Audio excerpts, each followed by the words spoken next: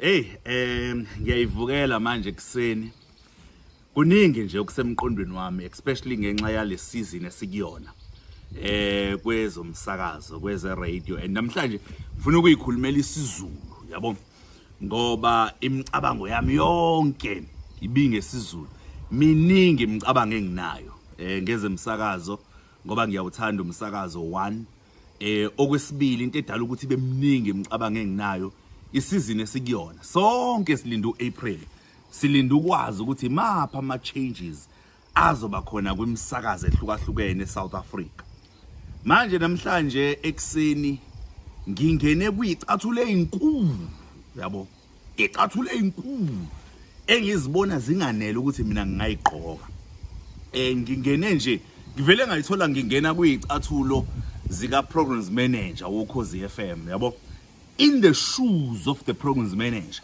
Ngoba ngiyacabanga ukuthi njengamanje uprograms manager ubhizi uyabhala, uyacrash, uyalungisa, uzama ukusetha ischeme sakhe sika 2025 sizoma kanjani. Ngichallenge nawe awukus-engage as a PRS. Hlamba uyirecord usendele ivideo yakho ukuthi wena i-lineup yakho nje yoKhozi mangathiwa uthinta ama changes ubungathinta kuphi lapha kuKhozi FM. Ngichallenge nepartner in crime yami uNtobeko Khulusi akayazi le video ukuthi ngizoyirecord nayo uzoyibona isivela nje, yabo. Lapho khona ngikhuluma ngezinto engikade ngiyicabanga. Awu-record something nawe lapho Gabhisa ngestation of your choice. Mina ngiqala ngesikhondla saseNingizimu Africa, the biggest radio station in Africa, the second biggest in the world. Wayisho kanjalo ulegend wethu uSotobe. Angeke ke ngikhulume ngelineup yonke. Ngifuna nje ukuthinta ngizobuye ngibuye nenye ivideo kwezinye ama shows engiye ngacabanga ngawo. Eyokuqala engicabange ngayo ishow ingena phakathi nezinsuku. Ingena ngo8 iphele u11. Ibikade yenziwa uSiya Mhlongo. Igama le show ubusuku obuhle. Bafethu ngifuna ukuyikhuluma kahle lento le. Uyabona ngibeke lokho eceleni. Leya show leyana mina ukube bengizenzela kuyimina uprograms manager, cha bengizombuyisa uNjomani. Bengizombuyisa nje uSiya Mhlongo. Kodwa ke angibazi ukuthi angilazi icala lakhe ngaphakathi eSABC libucayi kangakanani, because ngiyazi ukuthi akwenza noma loku asolakala ukuthi wakwenza wayengekho emsebenzini futhi kwakuyi private life yakhe. It is unfortunate ukuthi kwagcina kuphumela kwipublic. Kodwa uma kuukuthi ikhona indlela, cha ngicabanga ukuthi lesi sigweba sesitholile sokungabi semoyeni sonke lesi sikhathi sesanele bese ngingambuyisa. 1 ngenxa yeexperience yakhe. 2 ngenxa yohlobo lomsakazi awuyena. Umsakazi okwazi ukudishouta ulwazi, akhiphe ulwazi kubalaleli, yabona. Uyakwazi ukwenza lokho ngesingisi ekuthiwa empowerisha umlaleli ngolwazi. And leyanto leyana uNjomani ukwazi ukuyenza effortlessly. And it is very important ukuthi sibe nabasakazi aba versatile njengoNjomani. Yabona ukuba nomsakazi istation sazi ukuthi ngisho ngakuthiwa kune event or a program ekumele iphathwe umuntu ozokwazi ukuthi angene esiZulwini nasesingisi, then we know we have abantu abanjengoNjomani. So if I had my way, mina bengingambuyisa uSiya Mhlongo. But let me say ke ngoba ngiyazi ukuthi njengoba ngiwu-programs manager njengamanje koKhozi, ngine regional manager aka SABC engireporta kuyona, ngiphinde ngibe no SABC at a national level. So let us say ama bosses ami cha awayizwa indaba kaSiya Mhlongo. My second bet bengingazama futhi ukubuyisa uVukile noNgcebo Mackenzie. I still say I don't know kwenzakalani phakathi koKhozi FM noVukile noNgcebo Mackenzie, but lo yamsakazi omunye wabasakazi mina cha ebengingambuyisa. Kodwa it all depends ekuthenini kwenzakalani phakathi kwabo umqashi nomqashwa, of which it is the SABC that knows. So if it's possible to bring her back, ngene bengingambuyisa ngimbuyisele kulolu hlelo lika 8 to 11. Ayintokozo lebele usitshela ngabantu ababuyiswayo ngeke bakwazi ukuthi babuyiswe labo bantu. Awubheke italent elisha noma ubheke ngaphakathi. Okay ke ngiyahluleka kuSiyamhlongo kwi-suspension, ngiyahluleka futhi ukubuyisa uvukile noNgcebo Mackenzie. Then ke into ke ebengingayenza ke esithathu bengizothatha uThembeka Zondo kube uyena engimnikeza lo lahlelo, simply because uThembeka Zondo usebe noKhosi FM isikhathi eside. Thirdly u-producer weinhlelo, so uye understand the importance ye research, uya understand ukuthi uhlelo olujengaloyana olukhipha ulwazi kakhulu kumele lumiswe kanjani. So kulo lahlelo nje mina ngithe mangabe ngigqoke izicathulo zika program manager ngavele ngathi no, first bet ngibuyisa uSiya, second bet noNgcebo Mackenzie, thirdly hayi ngithatha uThembeka Zondo. So ume kanjalo ke u8 to 11 wami waphakathi nezinsuku nje njoba ngigqoke lezi icathulo ezinkulu, hey azingishisi ziyangixeka njengamanje ngiyazizwa. Angiye kolunye uhlelo olubese ngqondweni yami. uKhosi FM recently kusanda ku resigner uMagwaza, uMandla Magwaza, indoda ene voice enamandla ebizwakala kakhulu kuma adverts. Ubenza uhlelo le top 20 njalo ngomgqibelo emini. Ngingenza njani ngomgqibelo emini? Ngomgqibelo emini kwi top 20 mina ngisecathulweni sika program manager ngingabuyisa the legend uLinda Sibiya, Mr Magic. Now angazi nakhona ukuthi kwenzakalani between him and the SABC, angikwazi amathuba ukuthi angabuyiswa mangakanani. Kodwa abalaleli bokhozi bakhombisa ukuthi basamjabulela kakhulu Linda Sibiya. Mawubuka nje recently uke wazwakala just for a few minutes kwi breakfast show lapho khona bezo advertise khona isikole sakhe sokusakaza.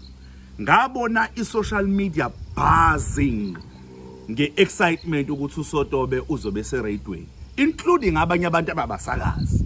So lokho kukhombisa ukuthi abantu basahalela ukuzwa iphimbo lakhe netalente lakhe emsakazweni. So bengingabuyisa ke yena kwi top 20. Mina ke uSotobe ngimviewa kanje. Ngimviewa njenge legend ngokwami noma sesingasengamfaka kwi prime, kodwa esingamenza abe yilegend enjengo Wilson Binkosi ozwakala nje 9 to 12 kuphela on a Sunday, kodwa uhlelo lakho naline impact. So naye ngingamnikeza uhlelo oluzoba ne-impact kodwa lube once in a week. And siyazi ukuthi before uke wayenza i-top 20 uSotobe thina sakade salaleli radio and wenza i-impact kakhulu kwi-top 20. So nalapho ke ingakho ngingambuyisa lapha kwi-top 20 bese ngimnikeza ithuba ukuthi ke awusebenzeke la Sotobe sibone ukuthi le top 20 ingakhuliswa kangakanani. Again kungenzeka ukuthi iSABC is no longer willing to engage with him. I don't know. What if abaphathi bami ke lapha phezulu bayangiphikisa bathi no Ntokozo, please look for someone else. Ngingathatha ke mina fresh, right? Thokozani Mpungose ngimthathe ngizomfaka kwi top 20. Njengoba ngikade ngimfake laphayana ehlukaniseni unyaka ngomhla ka 31 December uThokozani fresh, yingoba vele ngine interest yokulukhulisa italente lakhe. So yithuba ke leli lokumveza kakhulu emini, ngibone ukuthi uzokwenza kanjani, uzoqhamuka nayipi creativity kulo lahlelo top 20 ngomgqibelo emini. Ngingathatha uThokozani Mpungose fresh ngimfake emini. Hey ngiyacabanga manje, ngiyastrategize, ngiyabhala ngilungiselela ukuyopresenta kwi-management yami laphana SABC Sunday. Yilapho engingathi khona ukunyakazisa izinto ke futhi. Sunday ngingashintsha indlela i-format ehamba ngayo on a Sunday. Okokuqala ishow le yegospel njengamanje igama layo eShilo, sizokhumbula ukuthi ngesikhathi yenziwa uSibubuthelezi bekade kuuhlelo engithi bekulitha amahubo endumiso. Ya bekuyindumiso. Yes, indumiso noSibubuthelezi. Ngingalishintsha ke lo lahlelo legospel. Ngiyolibeka ku 6 to 9. Ngingabe ngisalenza u9 to 12. Njengamanye ama radio station amaningi uhlelo legospel liba u6 to 9. I know ukuthi between 6 and 9 kunamanye ama segment angenayo. One kuno segment lapho khona kusuke undunankulu waKwaZulu Natal ezongena khona, which is a paid for feature, akhulume nabantu on a Sunday. This is a paid for feature. Ngingayimove to 9 o'clock to 9:30. Number 2, I know very well ukuthi on a Sunday kunohlelo futhi labantwana elibafundisa ngeBhayibheli.